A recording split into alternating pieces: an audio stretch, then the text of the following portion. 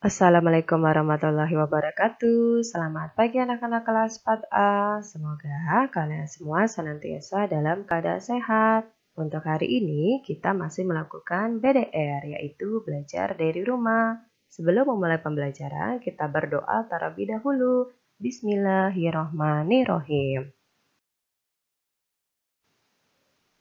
Hari Rabu ini kita akan mempelajari tema 2, subtema 3, pembelajaran 1. Ada 3 mata pelajaran yang akan kita bahas.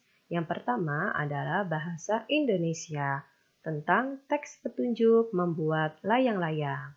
Yang kedua IPA dengan materi sumber energi alternatif pengganti energi utama. Yang terakhir IPS dengan materi minyak jarak sebagai sumber energi alternatif. Kita mulai dengan pembelajaran pertama bahasa Indonesia. Energi alternatif.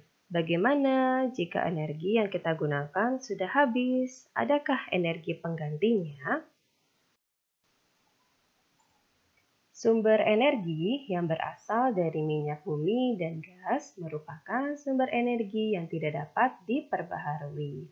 Sumber energi ini memiliki ketersediaan yang terbatas dan suatu saat akan habis. Manusia memerlukan sumber energi lain atau energi alternatif untuk memenuhi kebutuhannya.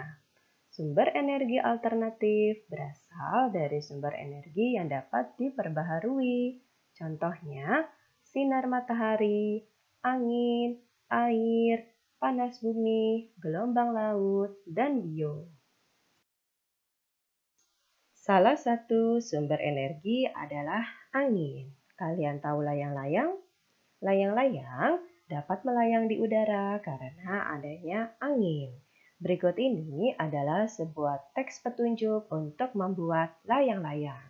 Kalian bisa perhatikan terdapat bahan yang dibutuhkan, lalu cara membuatnya.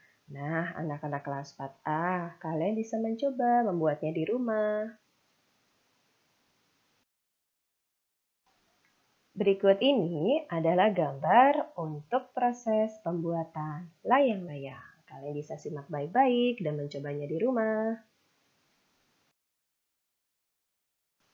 Kita lanjutkan dengan pembelajaran IPA. Sumber energi alternatif merupakan sumber energi yang bukan sumber energi tradisional. Sumber energi tradisional adalah bahan bakar fosil seperti batu bara, minyak bumi, dan gas alam. Sumber energi alternatif yang dikembangkan saat ini memanfaatkan sumber energi yang tersedia di alam dan tidak akan habis, yaitu matahari, angin, air, dan panas bumi. Sekarang kita bahas satu persatu. Yang pertama, matahari. Matahari merupakan sumber energi utama di bumi ini. Hampir semua energi yang berada di bumi berasal dari matahari. Energi panas yang dihasilkan dapat digunakan untuk memanaskan ruangan, memanaskan air, dan keperluan lain. Sumber energi yang kedua adalah angin. Angin adalah gerakan udara di permukaan bumi yang terjadi karena tekanan udara. Angin telah dimanfaatkan sejak dulu sebagai sumber energi pada perahu layar dan kincir angin tradisional. Yang ketiga adalah air. Air yang deras merupakan sumber energi gerak. Energi itu biasa dimanfaatkan sebagai pembangkit tenaga listrik. Oleh karena itu, di PLTA, pembangkit listrik tenaga air, dibuat bendungan air di tempat yang tinggi. Air yang dibendung tersebut kemudian dialirkan menurun sehingga akan mengalir seperti air terjun yang deras. Sumber energi yang keempat, panas bumi. Energi panas bumi atau energi geotermal merupakan energi yang berasal dari panas yang disimpan di bawah permukaan bumi. Pusat bumi terbentuk dari lapisan batuan yang sangat panas. Hal itu menunjukkan bahwa bumi merupakan sumber energi panas yang sangat besar. Sumber energi yang kelima, gelombang air laut. Gelombang air laut saat memecah di pantai menghasilkan banyak energi. Energi ini dapat diubah menjadi energi listrik. Sumber energi yang terakhir adalah bahan bakar bio, merupakan bahan bakar yang berasal dari makhluk hidup, baik hewan maupun tumbuhan. Bahan bakar ini berasal dari tumbuhan, di antaranya tumbuhan yang berbiji yang mengandung minyak, contohnya bunga matahari, jarak, kelapa sawit, kacang tanah, dan kedelai. Bahan bakar ini dikenal sebagai biodiesel. Biodiesel dapat digunakan untuk menggantikan solar, singkong, ubi, jagung, dan sagu dapat diubah menjadi bioetanol. Bioetanol dapat menggantikan bensin ataupun premium. Bahan bakar bio juga dapat berasal dari kotoran ternak. Bahan bakar tersebut dikenal sebagai biogas. Kotoran ternak yang dimasukkan ke dalam ruangan bawah tanah atau lubang. Selain itu, bahan bakar ini dapat juga dimanfaatkan untuk bahan bakar kendaraan bermotor. Pembelajaran terakhir untuk hari ini adalah IPS. Indonesia memiliki sumber daya alam yang juga dapat digunakan sebagai sumber energi alternatif. Tumbuhan ini adalah salah satu contoh yang menghasilkan bahan bakar untuk kendaraan. Yuk kita simak baik-baik. Tumbuhan yang dimaksud adalah jarak. Sekarang kita akan menyimak bacaan berikut ini. Minyak jarak sebagai sumber energi alternatif. Minyak jarak mulai dikenal sebagai sumber energi alternatif biodiesel. Biodiesel dihasilkan dari minyak yang diperoleh dari biji tanaman jarak yang banyak tumbuh di daerah tropis seperti Indonesia. Minyak jarak dari biji tanaman pagar ini mempunyai potensi untuk dikembangkan sebagai tanaman penghasil minyak pengganti bahan bakar minyak bumi. Karena memiliki beberapa keunggulan, salah satu keunggulan minyak jarak ini adalah tanaman ini mudah dibudidayakan sehingga dapat menjamin ketersediaan bahan mentahnya. Proses pengolahannya cukup sederhana sehingga mudah dilakukan oleh masyarakat umum. Tidak memerlukan teknologi yang tinggi sehingga biaya investasinya terbilang murah. Minyak jarak juga dimanfaatkan untuk minyak rambut dan minyak pijat. Kemasan minyak jarak dibuat lebih praktis sehingga memudahkan penggunaannya.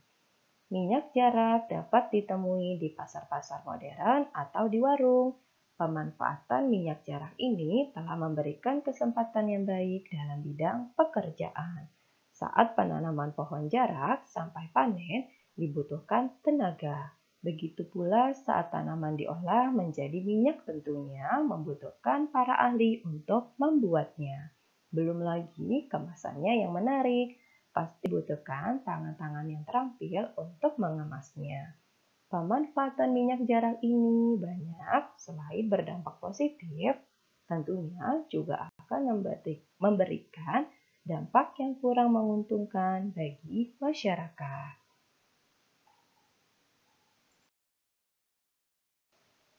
Baiklah anak-anak kelas 4A, untuk pembahasan materi hari ini sudah selesai, kita lanjutkan dengan tugas tema. Tugas tema yang pertama adalah bahasa Indonesia. Kalian bacalah teks petunjuk cara membuat celengan dari botol bekas berikut ini. Kalian simak untuk bahan-bahannya dan cara membuatnya. Berikut contoh hasilnya.